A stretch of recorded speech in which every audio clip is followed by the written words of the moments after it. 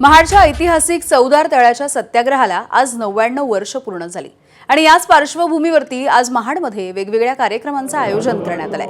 मुख्यमंत्री देवेंद्र फडणवीस यांनी महामानव डॉक्टर बाबासाहेब आंबेडकर यांना अभिवादन केलं।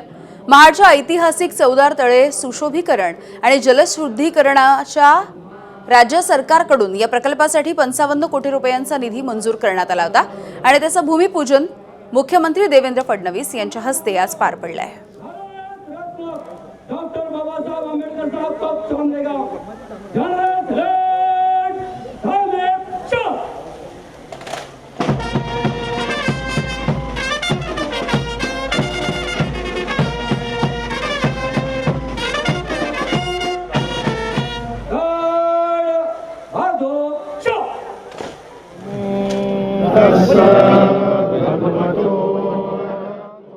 या देशामध्ये विषमतेने ज्या प्रकारे व्यवस्था उभी केली होती त्या व्यवस्थेमुळेच आपल्याला गुलामगिरी स्वीकारावी लागली आणि म्हणून कधीच आपल्या देशात ही विषमता येऊ नये अशा पद्धतीनं काम झालं पाहिजे। म्हणूनच आजच्या दिवसाचं महत्त्व आहे। एबीपी माझा, उघडा डोळे बघा नीट।